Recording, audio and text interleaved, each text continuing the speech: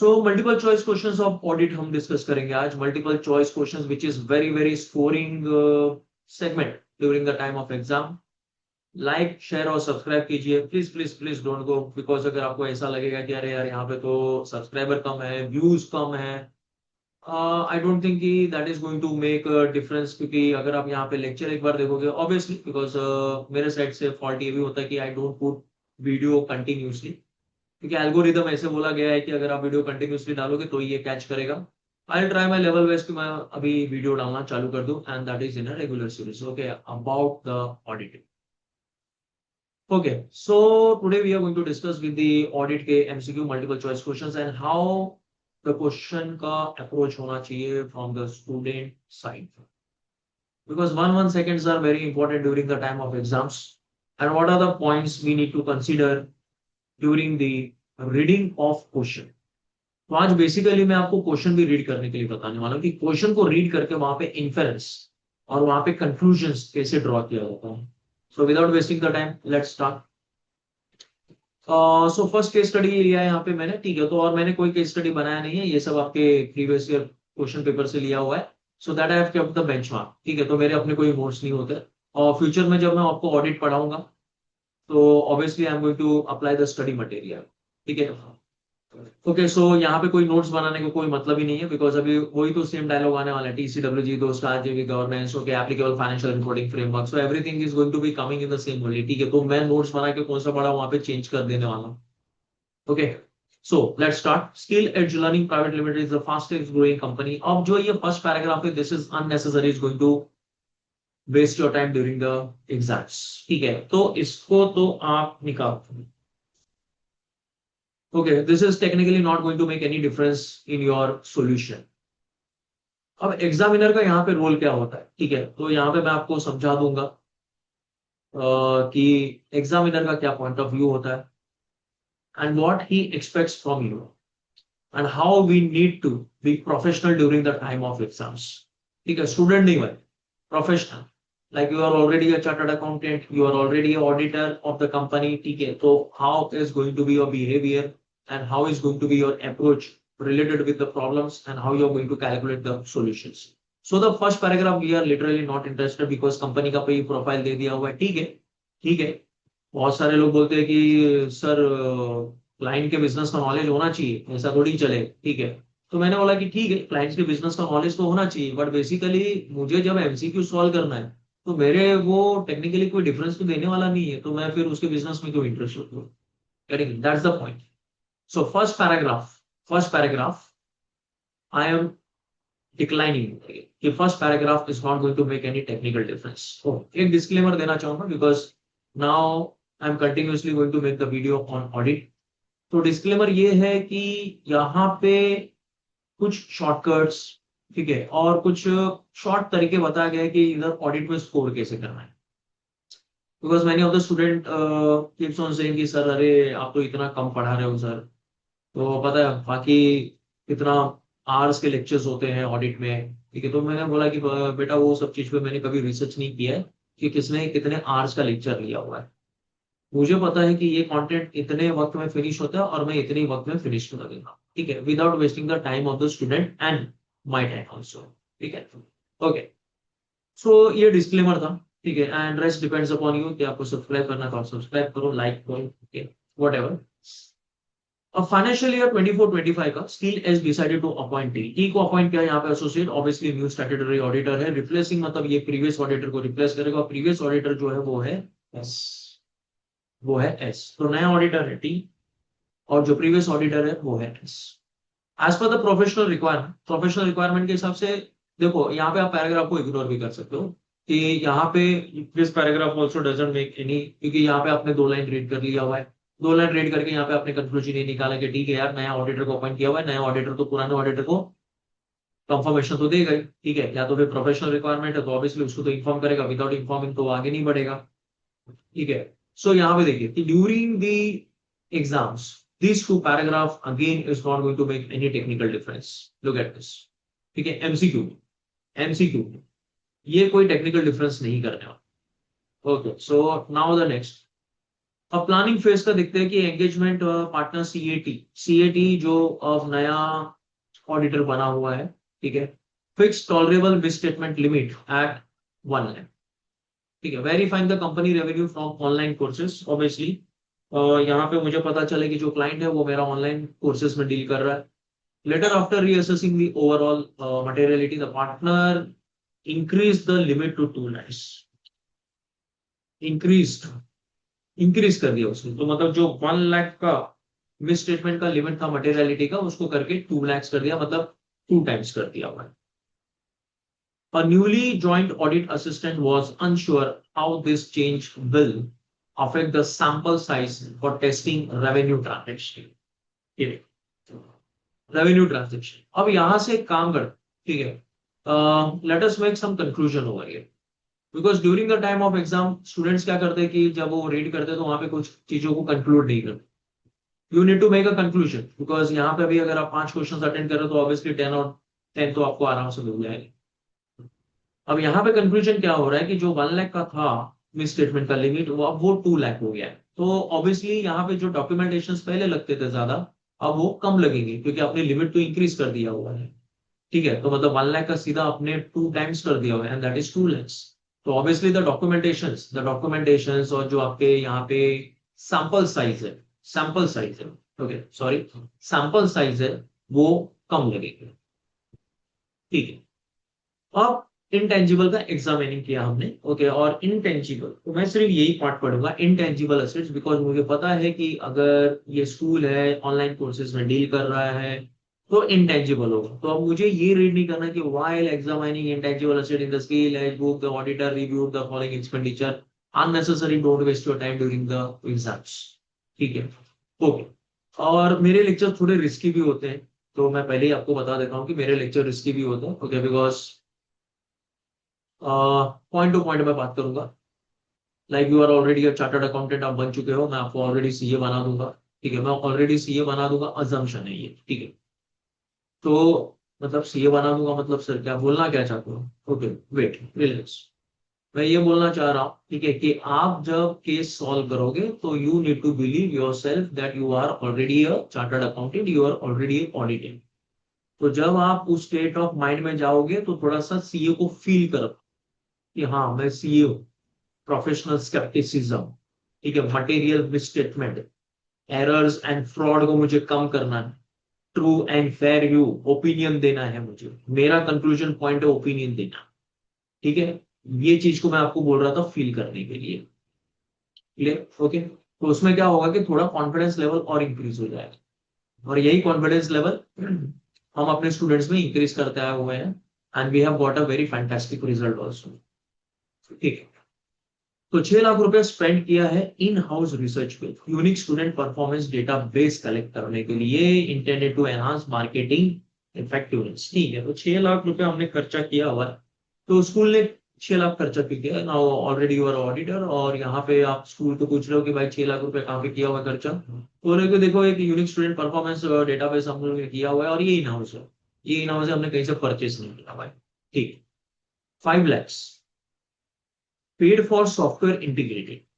अब ये तीन क्या डिस्टरबेंस करेगा, ये तीन जो है ये क्या डिस्टरबेंस करेगा, क्योंकि यहाँ पे जब कभी भी इंटेंजिबल्स के क्वेश्चंस आते हैं तो माइंड में एक चीज आता है, डेवलपमेंट बेस्ड। ठीक है, और जब कभी भी इंटेंजिबल्स के क्वेश्चंस आते हैं तो माइंड में बहुत ही कंफ्यूजन ये होता है कि क्या उसको रेवेन्यू में शो किया जाए कि उसे कैपिटलाइज किया जाए। रेवेन्यू में शो करेंगे तो obviously you are losing the opportunity. कैसे सर? अरे एक ही साल उसको बताओगे इन रेवेन्यू, जो भी इंटेंजिबल के खर्चे, और अगर आप उसको कैपिटलाइज करोगे तो year by year you can amortize and you can take the benefit of amortization, which is to some extent is going to reduce your profitability, और कंपनी पे कम टैक्स भरना, यही तो कंपनी प्लान करती है। ठीक है, तो company will go for the capitalisation rather than showing it into the revenue, क्योंकि रेवेन्यू में एक साल बता के एब्जॉर्ब हो जाता है। ठीक है, अब तो 6 लाख इन हाउस रिसर्च के लिए किया हुआ है। ठीक है, तो इसमें कोई असेट्स का क्रिएशन हुआ नहीं है। तो यहाँ पे अगर 6 लाख में अगर स्कूल ने बोला, ठीक है, नॉट कंपनी, स्कूल ने बोला कि इसे हम चार्ज करते हैं एज अ असेट, तो पहले मैं यहाँ पे इसे मना कर दूंगा कि नहीं, ये सिर्फ आपका रेवेन्यू में शो हो। 5 lakh paid for the software integrated, wait okay. अब सर यहाँ पे आप इतना स्लोली रीड कर रहे हो, एग्जाम के टाइम पे इतना टाइम थोड़ी होता है कि स्लोली रीड करने के लिए। तो बेटा मैंने लेक्चर स्टार्ट करने के वक्त ही मैंने क्लियर किया था कि मैं इन्फरेंस कैसे ड्रॉ करना है वो मैं बता। अब मैं वीडियो चालू कर दूं, फट फट फट फट फट फट रीड करने चालू कर दिया यहाँ पे, ठीक है। तो आप बोलोगे कि अरे सर ये तो रीडिंग तो हम भी कर लेते हैं और आपसे फास्ट हम रीड कर लेते हैं, ठीक है। आप तो भी स्लो रीड कर रहे हो, तो हम तो एकदम फास्ट रीड करते हैं। अब मैं रीडिंग करूँ फिर नीचे क्वेश्चन पे जाओ, फटाफट सॉल्व कर लो, ठीक है ओके। हाँ, चैनल को सब्सक्राइब करो, लाइक करो, शेयर करो, ओके डन डन डन, ठीक है। तो obviously this is not going to be the pattern, ठीक है ओके। तो 5 lakh paid for the software integrated with computerise learning. अब यहाँ पे एक चीज मुझे समझ में आ रहा है कि कंप्यूटराइज लर्निंग डिवाइस है, कंप्यूटराइज लर्निंग डिवाइस है। तो हमें ये पता है कि अगर ये कंप्यूटराइज लर्निंग डिवाइस है तो obviously it is going to create an asset, it is going to create an asset.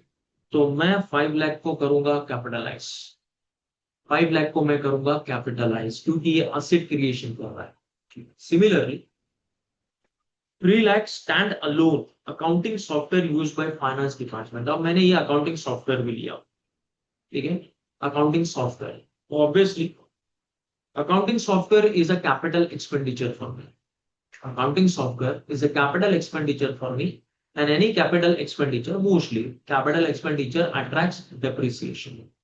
अगर ये डेप्रिसिएशन अट्रैक्ट कर रहा है तो ऑब्वियसली मैं 3 लाख को कैपिटलाइज करूंगा। तो अब तक मेरा कंक्लूजन क्या है कि जो 6 लाख है उसको मैं रेवेन्यू में शो करके खत्म कर दूंगा, ठीक है, क्योंकि इन हाउस में बनाया हुआ है। और यहाँ पे अगर क्लाइंट मुझे बोल रहा है कि इसको असेट जनरेट करो और इसके ऊपर डेप्रिसिएशन चार्ज करो सो दैट हमारा प्रॉफिटेबिलिटी कम होगा और हम टैक्स कम भरेंगे, no, we have to go as per the rule कि जो 6 लाख है that is going to be shown in the revenue, okay, that is the income statement, और वहीं पे उसको खत्म कर देंगे। But 5 lakhs and 3 lakhs we are going to show in the asset side, we are going to show in the asset side, ठीक है। The auditor has evaluated treatment of, ये देखिए आ गया आपका 26 ट्रीटमेंट यहाँ। Meanwhile promoter skill new venture, अच्छा तो ये थोड़ा स्टोरी में मोड चेंज हो गया है, ठीक है। Smart Trade LLP to trade a refurbished computer, okay, a digital device sourced from Skill Edge old test center. Before registration they consulted CAS, okay। अब आप यहाँ पे देखोगे तो प्रीवियस ऑडिटर था CAS और अभी का ऑडिटर है बेचारा टी, ठीक है। न्यूली अपॉइंटेड कौन है, टी है, और CAS जो है वो प्रीवियस ऑडिटर है। तो ऑब्वियसली कितना भी प्रोफेशनलिज्म हो, ठीक है, एक ह्यूमन बिहेवियर में ईगो तो होता ही है, कितना भी प्रोफेशनलिज्म होने दो, ठीक है। तो ऑब्वियसली रिफर्बिश कंप्यूटर, और बिफोर रजिस्ट्रेशन उन्होंने एस को कंसल्ट किया। हो सकता है क्योंकि टी के साथ उतनी बॉन्डिंग ना बनी हो और एस के साथ उनका अच्छा जम रहा हो, ठीक है, तो उन्होंने एस को कंसल्ट किया to understand the difference between traditional partnership और एलएलपी। तो हमें क्या करना है कि जो ट्रेडिशनल पार्टनरशिप है, जैसे आपने लॉ में पढ़ा होगा तो पार्टनरशिप एक्ट 1932, और एलएलपी, एलएलपी का एक्ट क्या है 2008 वाला, ठीक है, एलएलपी का एक्ट है 2008 and a private limited company। He explained that LLP provides limited liability to the partners, okay, function as a separate legal entity। मतलब ये फीचर्स बता रहा है, तो we are literally not interested कि फीचर्स बता रहा है, बस हो गया यहाँ पे सेपरेट लीगल एंटिटी करके मैं छोड़ दूंगा यहाँ पे, ठीक है। Must be registered with the Limited Partnership Act 2008 with the appropriate authority, ये तो सबको पता है।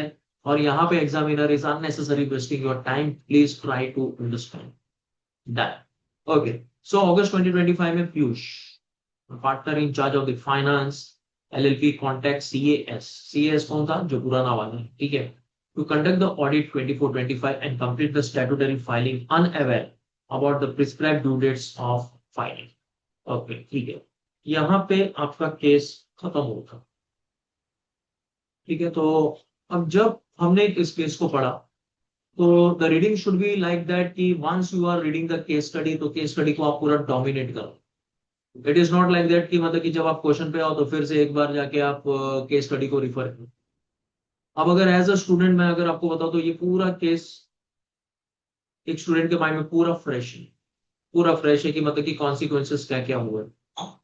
अब यहाँ पे कुछ चीजों को हमने इग्नोरेंस पे किया हो, तो obviously that is how the professionals exams are being tested. तो इतने लेंदी और इतने जब बड़े बड़े एलाबोरेट मैनर में देंगे तो ऑब्वियसली आपको सिर्फ एक ही पॉइंट याद रखना है कि what are the things taken to be taken into consideration और not to be taken into consideration. This is here we ended up with our case study का reading. Now we move to the question. CAS has failed to respond to incoming auditor. In this regard, choose the most appropriate option. ठीक है, तो CAS जो है वो failed हो गया क्योंकि वो रिस्पॉन्ड नहीं किया इनकमिंग ऑडिटर को, जो बेचारा टीम बैठा हुआ है। इसके रिगार्डिंग आपको क्या लग रहा है कि मोस्ट अप्रोप्रिएट क्या होना चाहिए? What the most appropriate option should be? It was unethical on the part of outgoing auditor of failing to respond the communication made by incoming auditor. It is violations of principle of objectivity. अब यहाँ पे violation of objectivity क्या होता है? Okay, look at this. ये हुआ okay, objectivity, integrity, all these are the parts of an auditor.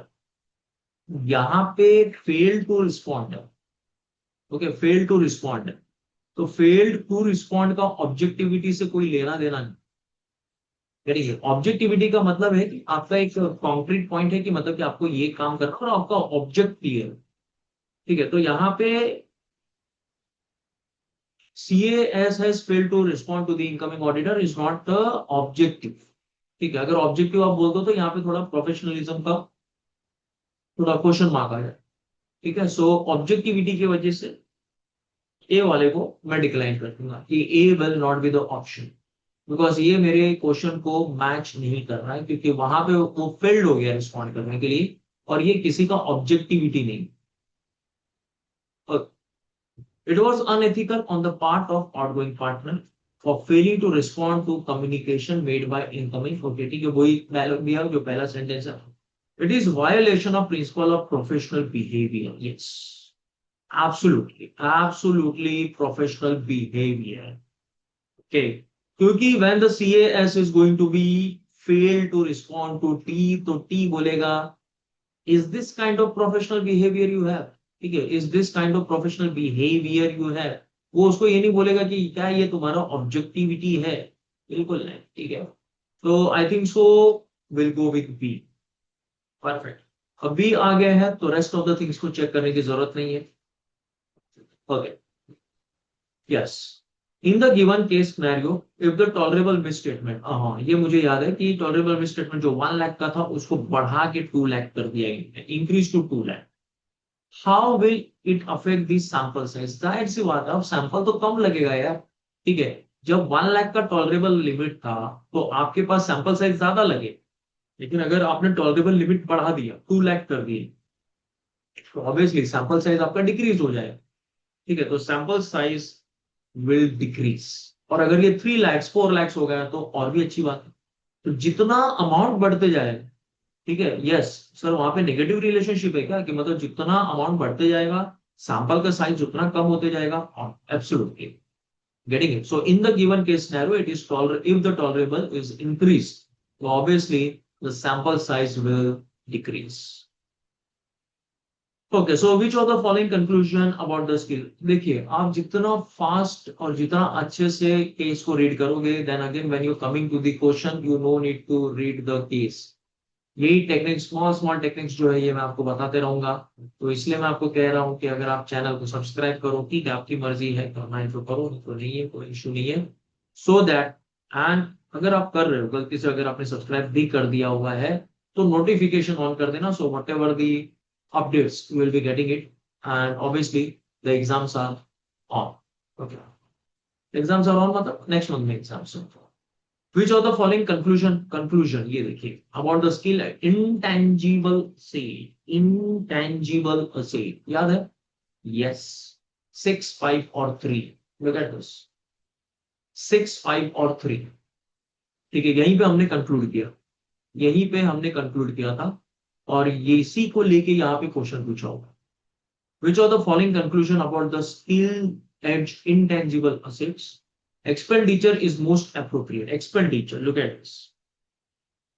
So expenditure keeps a most important thing, क्योंकि अगर इसको रेवेन्यू में हमने चार्ज किया तो ये एब्सॉर्ब हो जाता है, एक ही साल का बेनिफिट मिलता है। But when you capitalise this, obviously year by year, year by year, year by year benefit मिलते जाते हैं, so that because you are taking the advantage of amortizations. Okay, all the three items should be recognized as intangible asset. ठीक है, क्यों intangible? ठीक है, तो एक को तो मैं रेवेन्यू में शो करने वाला हूं, तो why I should treat the first one 6 lakh as a intangible. हाँ, सेकेंड और थर्ड को मैं इंटेंजिबल दे सकता हूँ, लेकिन फर्स्ट वाले को मैं इंटेंजिबल नहीं दे सकता हूँ। तो इससे हमारा जो फर्स्ट वाला है वो एलिमिनेट हो गया। ओनली 1 और 3, देखिए पहली बात तो 1 तो क्वालिफाई कर ही नहीं रहा है, 1 तो क्वालिफाई कर ही नहीं रहा है, तो उसके वजह से मेरा बी ऑप्शन भी एलिमिनेट हो गया। Item 1 should be expense, wow, ठीक है, ये तो अभी मेरे फेवर में पूरा बात कर रहा है। Item 1 should be expense, okay, partially right है। आगे देखते हैं। Second, treated as a fixed asset and recognised, okay, treated as a fixed assets, okay, ठीक है, आप फिक्स्ड असेट ट्रीट कर सकते हैं।